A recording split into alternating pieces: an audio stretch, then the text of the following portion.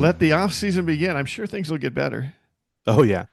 Well, Unless your name is Rocco Baldelli. Actually, things probably are better for Rocco Baldelli yeah, that was right the now. premise. Everybody wrote Rocco Baldelli fired. If you didn't know, spoiler alert. We're going to Yeah. talk a lot about that, but also we've already talked about that.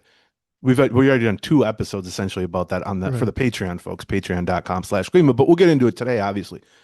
But like everybody wrote about it, and everybody, you find your own angle, kind of. My angle for the Athletic was that the front office kind of used Rocco as a shield.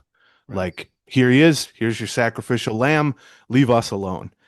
Lavelle Neal for the Strib, Right. his angle was Rocco's lucky to be out of Yeah. this Right. mess. Yeah. He's the one who doesn't have to stick around, and to that point, he gets paid because they picked up his 2026 option, which we'll talk about that a little later too. But just to put a bow on not a great present of a season.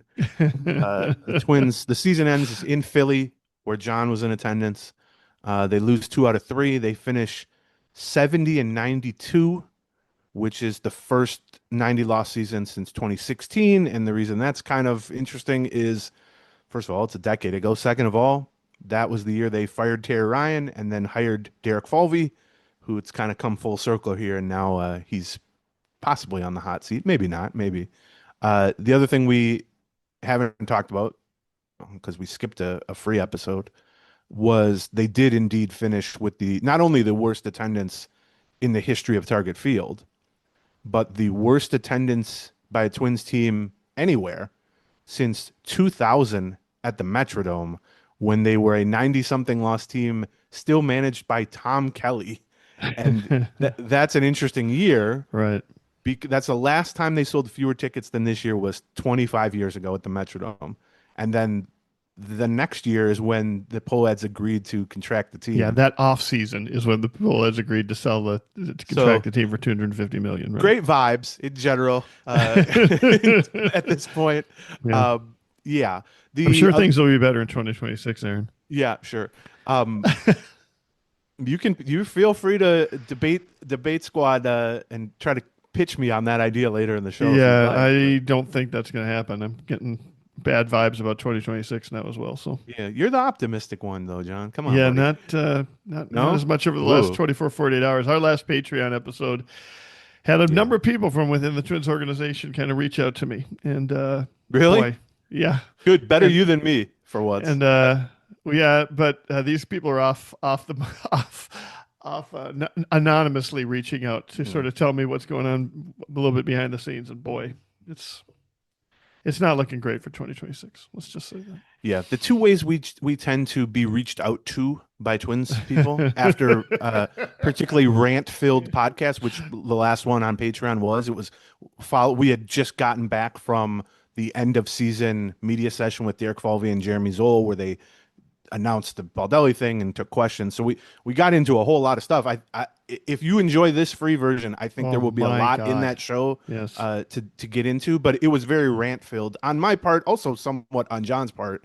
He's just less prone to ranting. But when we get into that, when we have kind of emotional shows or rant filled or even just criticism towards the Twins filled shows, what that one Right. certainly was, we hear in two ways from the Twins, I would say. One is they get in touch because they're mad, and they say you shouldn't have said that, or why would you got this little detail wrong, and that invalidates your whole point or whatever, Right. or what John just described, which is we hear from Twins people and go, unfortunately, you guys were right on the money there, a little too correct, maybe even. Or yeah, it's yikes. Yeah, you're getting a good sense of this or something like that. Or Yeah, right. you don't know the half of it.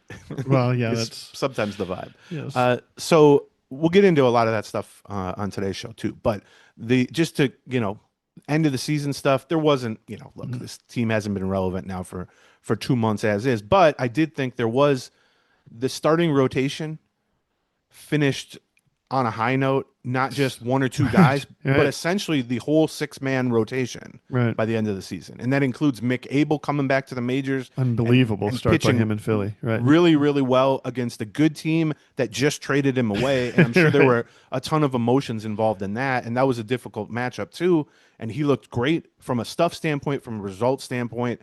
You look at basically the whole turn was a good final turn in the rotation. Simeon Woods Richardson had an unbelievable end of the season. He looked good. Taj Bradley finished on a relative high note. Yeah. Joe Ryan even finished after some struggles over the past 6 weeks on a relative high note. Bailey Ober even finished on a relative, high note. Relative is the key word there. Yeah, right. Yep. And so I think, even Zebby, where it was like, okay, I start to see the vision a little bit of a rotation, except as I've endlessly pointed out, probably too many times over the last 2 months, that changes quite a bit if you trade Pablo Lopez and or Joe Ryan. But, some of the young guys, I'd certainly rather it's one start, one turn through the rotation. Although in the case of Simeon Woods Richardson in particular, it's not just one start. It's really a month solid, or maybe even more than that. Since he got called back up after the demotion to AAA, he's just looked really good.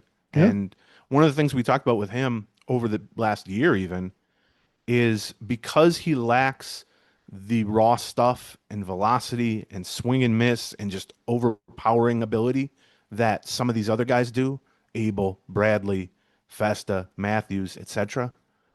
He tends to fly under the radar a little bit. And I think a lot of that is just because it's harder to see a frontline starter type of upside in him just with what he's working with.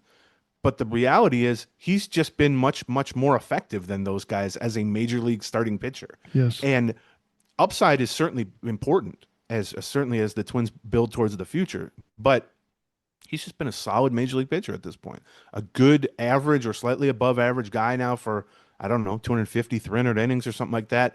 And a lot of these guys who we're focused on their upside and their velo and their raw stuff and their swing and miss ability, they'd kill to have been that effective. Bradley's got a 5-something ERA for his career. Mick Abel's got one good outing or two good outings for his career. And, Festa, Matthews have 5-something ERAs too. So I don't want to act like I think this is some vastly different Simeon Woods Richardson in terms of future upside, but I do think it's an improved version. I think adding the splitter more and more to the mix, refining the slider a little bit has given him, not in terms of velocity, but just in terms of swing and miss. Yeah, well, I mean, he had something like 33 strikeouts and 27 innings in September. We've never seen that from him over a month. That's a big number. And welcome to the end of this video. There's lots more. For another, just click on one of these boxes. Or click on this circle in the middle to subscribe to all of our Twins Talk. Thank you. Gleeman